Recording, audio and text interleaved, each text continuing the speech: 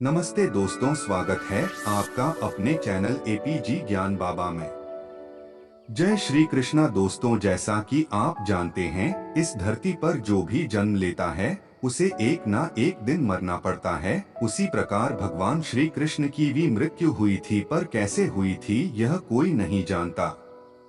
तो आइए जानते हैं कहानी के माध्यम से। इससे पहले निवेदन है कि कहानी को अंत तक सुनिए, तभी आपको समझ में आएगा कि भगवान श्री कृष्ण की मृत्यु कैसे हुई थी।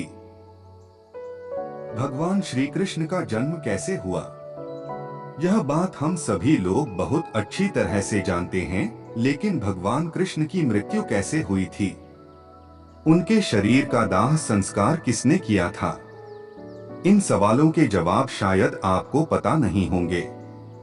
इनके बारे में जानने के लिए सभी लोग उत्सुक हैं। तो आज हम आपको बताते हैं कि आखिर भगवान होते हुए भी श्री कृष्ण की मृत्यु कैसे हुई थी। पुराणों में मान्यता है कि भगवान कृष्ण का जन्म 3112 ईसा पूर्व में हुआ था। श्री कृष्ण का जन्म मथुरा में हुआ था, लेकिन उनका बचपन गोकुल, वृंदावन, नंदगाम, बरसाना और द्वारिका आदि जगहों पर बीता था। कहा जाता है कि महाभारत युद्ध के बाद भगवान श्री कृष्ण ने 36 वर्षों तक द्वारिका पर राज किया। इसके बाद उन्होंने अपनी देह त्याग दी। मान्यता है कि उस समय उनकी आयु 125 वर्ष थी। भागवत पुराण में बताया गया है कि एक बार श्री कृष्ण के पुत्र सांबा को एक शरारत सूझी। वो एक स्त्री का वेश धारण कर अपने दोस्तों के साथ ऋषि मुनियों से मिलने गए। स्त्री के वेश में सांबा ने ऋषियों से कहा कि वो गर्भवती है। जब उन यदुवंश कुमारों ने इस प्रकार ऋषियों को धोखा देना चाहा, तो ऋषि क्रोधित हो गए और उन्होंने स्त्री बने सांबा को शाप दिया कि तुम एक ऐसे लोहे के तीर को जन्म दोगी जो तुम्हारे कुल और साम्राज्य का विनाश कर देगा। द्वारिका में चारों ओर अपराध और पाप का माहौल व्याप्त हो गया। ये देखकर श्री कृष्ण बहुत दुखी हो गए और उन्होंने अपनी प्रजा से ये जगह छोड़कर प्रभास नदी के तट पर जाकर अपने पापों से मुक्ति पाने को कहा।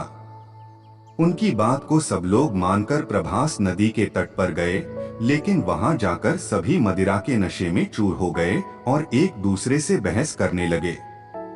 इसके बाद उनकी बहस ने लड़ाई का रूप धारण कर लिया और वो आपस में ही लड़ने मरने लगे।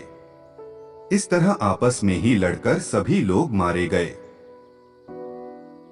भागवत पुराण के अनुसार भगवान श्री कृष्ण एक दिन एक पीपल के पेड़ के नीचे विश्राम कर रहे थे। तभी जरा नामक एक बहेलिये ने श्री कृष्ण को हिरण समझकर दूर से उन पर तीर चला लिया, जिससे उनकी मृत्यु हो गई।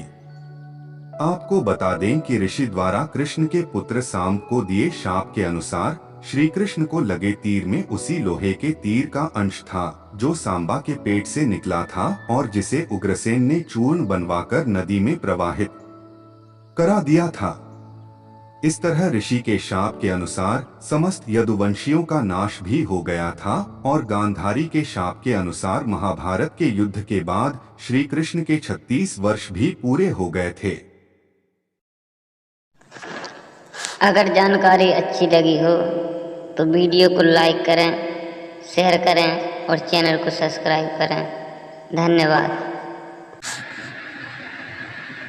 पार्ट 2 देखने के लिए कमेंट करें।